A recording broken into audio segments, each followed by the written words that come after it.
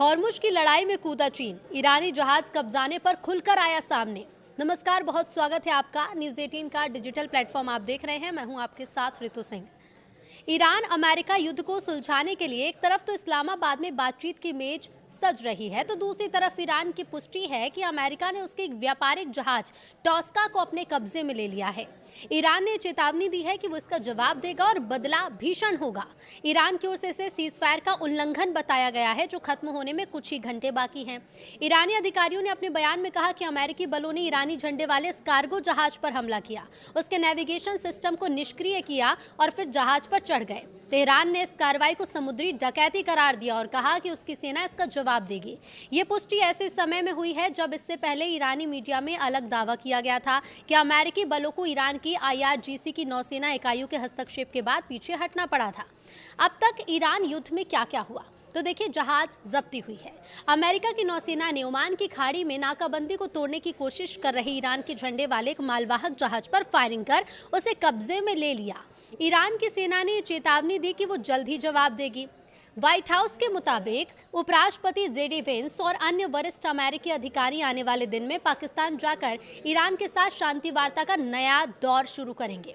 हालांकि हॉर्मुज को लेकर तनाव के बीच बातचीत की स्थिति स्पष्ट नहीं है। तेहरान ने अब तक प्रतिनिधिमंडल भेजने की पुष्टि नहीं की है और कुछ मीडिया रिपोर्ट्स में कहा गया कि बातचीत शायद ना हो। मौजूदा सीजफायर बुधवार को खत्म होने वाला है। शांति प्रक्रिया में कई बड़े मुद्दे अटके हुए हैं, जिसमें ईरान के यूरेनियम भंडार पर नियंत्रण और हॉर्मुज स्ट्रेट को फिर से खोलना शामिल है। इस बीच तेल की कीमतें बढ़ गई हैं। ब्रेंट और अमेरिकी कच्चा तेल दोनों में लगभग 7% की तेजी आई। चीन ने ईरानी जहाज कब्जाने पर अपनी प्रतिक्रिया दी। उसने कहा कि वो अमेरिका के इस कदम से चिंतित है। डोनाल्ड ट्रंप ने ईरान अमेरिका गतिरोध के बीच एक बार फिर से पाकिस्तान के सेना प्रमुख आसिम मुनीर से फोन पर बातचीत की। उन्होंने कहा कि वो उनकी सलाह पर विचार करेंगे कि स्ट्रेट ऑफ हॉर्मुज पर लगाई गई नाकेबंदी ईरान के साथ शांति वार्ता में बड़ी बाधा बन रही है। ईरान ने अमेरिका के जहाज पर कब्जे की कार्रवाई की कड़ी निंदा करते हुए इसे आक्रामकता और संघर्ष विराम का उल्लंघन बताया है। ईरान ने एक ईरानी वाणिज्यिक जहाज पर अमेरिकी हमले की कड़ी निंदा की और इसे आक्रामकता की कार्रवाई बताया है। ईरान के विदेश मंत्रालय के प्रवक्ता इस्माइल बकाई ने कहा कि अमेरिका अपने विरोधाभासी व्यवहार और बार बार संघर्ष विराम के उल्लंघन के जरिए ये दिखा रहा है कि वो कूटनीति को आगे बढ़ाने के लिए गंभीर नहीं है। ईरानी जहाज को रोकने पर चीन ने चिंता जाहिर की। चीन ने कहा कि वो अमेरिका की ओर से ईरानी जहाज को रोकने और जब्त कराने को लेकर चिंतित है। आपको बता दें कि अमेरिका ने उसकी नाकेबंदी तोड़कर आने वाले जहाज को अपने कब्जे में ले लिया है, जिसके बाद दोनों देशों के बीच तनाव बढ़ गया है। इजरायल की सेना ने दक्षिणी लेबनान में एक बफर जोन बनाने का मैप जारी किया। इस नक्शे में लेबनानी इलाके के अंदर कई किलोमीटर तक फैला एक बड़ा इलाका दिखाया गया, जो लेबनान के भूमध्य सागरीय पानी से लेकर सीरियाई बॉर्डर के पास माउंट हरमोन इलाके तक एक लंबी पट्टी की तरह फैला हुआ है। पीले रंग से दिखाए गए इस बफर जोन को लेकर इजरायल का दावा है कि वो यहां से अपने सैनिकों को वापस नहीं बुलाएगा। इजरायल इसकी तुलना गाजा से कर रहा है और उसका ये कहना है कि वो यहां हिजबुल्लाह के सदस्य माने जाने वाले किसी भी शख्स को मार डालेगा। आपको बता दें कि अमेरिका ने उसकी नाकेबंदी तोड़कर आने वाले जहाज को अपने कब्जे में ले लिया है, जिसके बाद दोनों देशों के बीच तनाव बढ़ गया है। इजरायल की सेना ने दक्षिणी लेबनान में एक बफर जोन बनाने का मैप जारी किया। इस नक्शे में लेबनानी इलाके के अंदर कई किलोमीटर तक फैला एक बड़ा इलाका दिखाया गया, जो लेबनान के भूमध्य सागरीय पानी से लेकर सीरियाई बॉर्डर के पास माउंट हरमोन इलाके तक एक लंबी पट्टी की तरह फैला हुआ है। पीले रंग से दिखाए गए इस बफर जोन को लेकर इजरायल का दावा है कि वो यहां से अपने सैनिकों को वापस नहीं बुलाएगा। इजरायल इसकी तुलना गाजा से कर रहा है और उसका ये कहना है कि वो यहां हिजबुल्लाह के सदस्य माने जाने वाले किसी भी शख्स को मार डालेगा।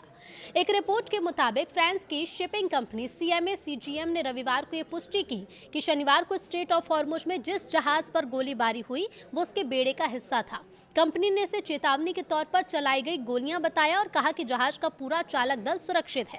तो वहीं डोनाल्ड ट्रंप ने सोशल मीडिया पर लिखा कि ईरान ने हॉर्मुज स्ट्रेट में फायरिंग कर सीज फायर का उल्लंघन किया है। उन्होंने ये भी कहा कि इस घटना में एक फ्रांसीसी और एक ब्रिटिश जहाज भी निशाने पर थे।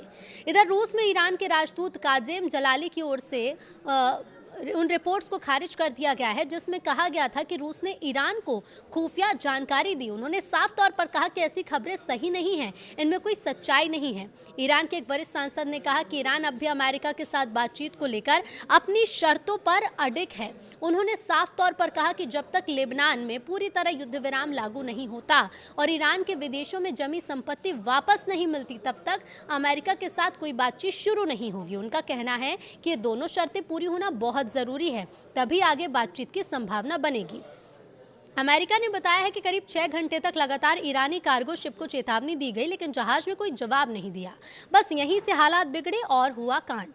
ईरानी शिप ने जब वार्निंग को नजरअंदाज किया तो अमेरिकी नौसेना ने पहले जहाज के इंजन रूम को खाली करने के आदेश दिए, फिर उस पर फायरिंग कर दी। 5 इंच की ताकतवर तोप से दागे गए गोले सीधे जहाज के इंजन वाले हिस्से पर लगे, जिससे उनकी रफ्तार पूरी तरह से थम गई। रिपोर्ट्स के मुताबिक स्ट्रेट ऑफ हॉर्मुज में शनिवार को युद्ध शुरू होने के बाद से अब तक सबसे ज्यादा जहाजों की आवाजाही दर्ज की गई है। ये data ship traffic tracking agency Kpler के जरिए लिया गया। इधर पाकिस्तान में ईरान अमेरिका वार्ता की तैयारियां पहले से शुरू हो चुकी हैं। इस्लामाबाद के रेड जोन और कई इलाकों में कड़ा सुरक्षा घेरा है और सड़कों को बंद कर दिया गया है। पिछले 24 घंटे में अमेरिका के कई C-17 ग्लोबमास्टर विमान इस्लामाबाद पहुंचे हैं और भी आने की संभावना है। ये टीमें सुरक्षा और अग्रिम तैयारी के लिए आई हैं, जिनके साथ बख्तरबंद वाहन भी लाए गए हैं। हालांकि ईरान का रुख अभी साफ नहीं है। इधर पाकिस्तान ने कूटनीतिक स्तर पर काफी कोशिशें की और उसके रक्षा प्रमुख हाल ही में तेहरान में 3 दिन तक मौजूद रहे। अमेरिकी टीम के पहुंचने से संकेत मिल रहे हैं कि पाकिस्तान हो सकता है कि बातचीत हो सकती है, लेकिन दोनों देशों के बीच हालिया तनाव और कड़े बयान इस वार्ता पर असर डाल रहे हैं। अमेरिकी कमांड सेंटर की ओर से एक वीडियो जारी किया गया जिसमें अमेरिकी युद्धपोत USS को ईरानी झंडे वाले मालवाहक जहाज टॉस्का पर फायरिंग करते दिखाया गया। साथ ही यह भी बताया गया कि यह जहाज अमेरिकी नाकाबंदी तोड़ने की कोशिश कर रहा था, तभी उस पर कार्रवाई हुई। हमले ने एक बार फिर से दोनों देशों के बीच तनाव को बढ़ा दिया है। इधर ईरानी मीडिया रिपोर्ट्स के मुताबिक ईरान की सेना ने अमेरिकी कार्रवाई के जवाब में अमेरिका के सैन्य जहाजों की ओर ड्रोन हमले किए। ईरान की अर्ध सरकारी समाचार एजेंसी तस्नीम के मुताबिक कार्रवाई उस समय हुई जब अमेरिकी बलों ने ओमान की खाड़ी में एक ईरानी झंडे वाले मालवाहक जहाज पर फायरिंग कर उसे अपने कब्जे में ले लिया। हालांकि इन ड्रोन हमलों के पैमाने या किसी नुकसान की आधिकारिक पुष्टि नहीं हुई है। ये घटना इन दोनों देशों के बीच बढ़ते तनाव को और बढ़ाने वाली मानी जा रही है, खास तौर पर ऐसे समय में जब पहले से संघर्ष और सीजफायर को लेकर स्थिति नाजुक है।